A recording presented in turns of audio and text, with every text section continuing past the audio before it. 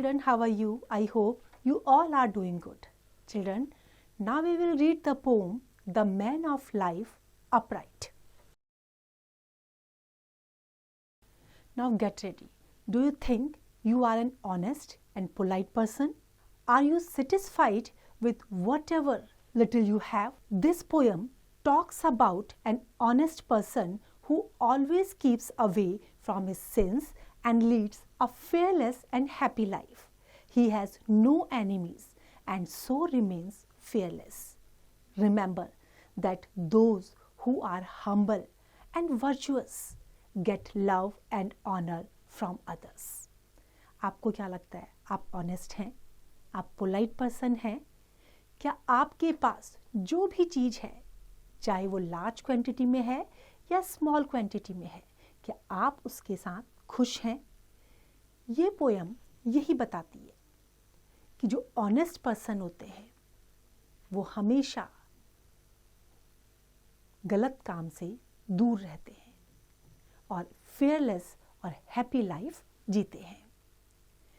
जो लोग ऑनेस्ट होते हैं और जो अच्छे लोग होते हैं, सेटिस्फाइड पर्सन होते हैं, जो दुनिया में जितने भी जो गलत काम होते हैं उनसे अपने आप को दूर रखते हैं, उनके एनिमीज़ भी नहीं होते और इसलिए वो हमेशा फेयरलेस रहते हैं। तो हमेशा ये याद रखना कि जो हमारा ग्रेटेस्ट वर्च्यू है वो हमारा पोलाइटनेस, हमारा बिहेवियर और हमारा वे ऑफ लिविंग है कि हम कैसे रहते हैं। हम गलत काम करके जीते हैं या गलत कामों से अपने आप को दूर रखते हैं। जो अपने आप को गलत कामों से दूर रखते हैं वो लोग हमेशा उनको दूसरों से सम्मान और प्यार दोनों ही चीज़ मिलता है। So let's start the pome. The man of life upright, whose guiltless heart is free from all dishonest deeds or thought of vanity. Guiltless means जिसमें कोई भी गलत काम ना किया हो, अपराध से रहित जो जीवन हो, और dishonest deeds जो बेईमानी वाले काम होते हैं। तो जो ऑनेस्ट मैन होता है हमेशा उसका जो दिल है वो कैसा होता है? अपराध से मुक्त होता है, अपराध से रहित होता है और कभी भी वो डिसऑनेस्ट काम नहीं करता या जो गलत काम होते हैं, गलत कामों पे कभी भी वो गर्व महसूस नहीं करता। उसके जो थॉट्स होते हैं वो हमेशा प्योर होते हैं, ऑनेस्ट होते हैं। The man whose silent days in harmless joys are spent, whom hopes cannot delude, nor sorrow discontent. Delude करना means cheat करना, धोखा देना, और discontent असंतुष्ट।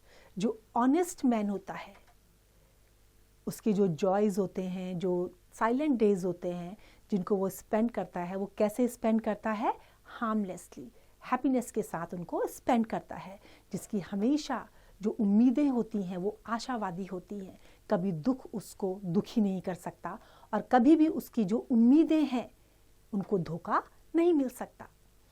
That man needs neither towers nor armor for defense, nor secret walls to fly from thunder's violence. जो इस तरह का जो इंसान होता है, जो ऑनेस्ट मैन होता है, उसको कभी भी अपने आप के अपने डिफेंस में किसी भी शस्त्र की ज़रूरत नहीं होती, किसी के फेवर की ज़रूरत उसको नहीं होती कि वो किसी का फेवर लेके उसको प्रूव किया जाए कि ये ऑनेस्ट मैन है।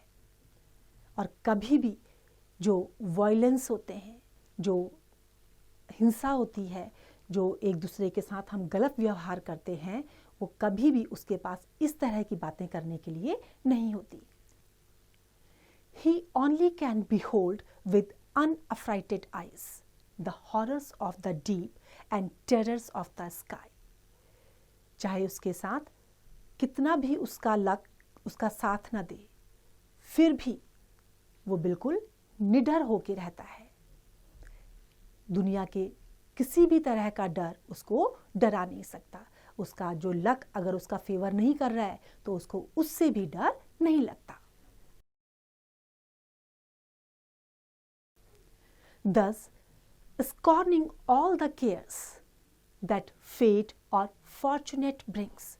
He makes the heaven his book, his wisdom heavenly things. इस तरह से कभी भी अगर भाग्यवश या दुर्भाग्यवश उसके साथ कुछ हो जाता है तो वो उन चीज़ों की तरफ केयर नहीं करता, उन सब चीज़ों से वो नफरत करता है, उससे उसको कोई फ़र्क उस पर नहीं पड़ता। और कभी उसके साथ ऐसा अगर हो जाता है तो वो भगवान को याद करके अपना जो दिन है वो उसको अच्छे से बिताता है। वो हेवन को अपनी बुक बनाता है और अपनी बुद्धिमानी को, अपनी जो विजडम है उसको यूज़ करके अपने जो दुख भरे दिन है उनको सुख में कन्वर्ट कर देता है। Good thoughts his only friends, his wealth a well spent age, the earth his sober inn and quiet pilgrimage. जो उसके अच्छे विचार हैं, जो उसके अच्छे दोस्त हैं, वो सही मायने में उसकी वेल्थ हैं। और जो उसने अच्छे दिन अपने अच्छे कामों में व्यतीत करे हैं वो उसकी ट्रू प्रॉपर्टी है। ये दुनिया, ये अर्थ उसके लिए एक इन की तरह से है जहाँ कुछ टाइम के लिए आए हैं और उसके बाद हमने चले जाना है, एक तीर्थ यात्रा की तरह से, और उसके बाद हमने इटर्निटी की तरफ चले जाना है।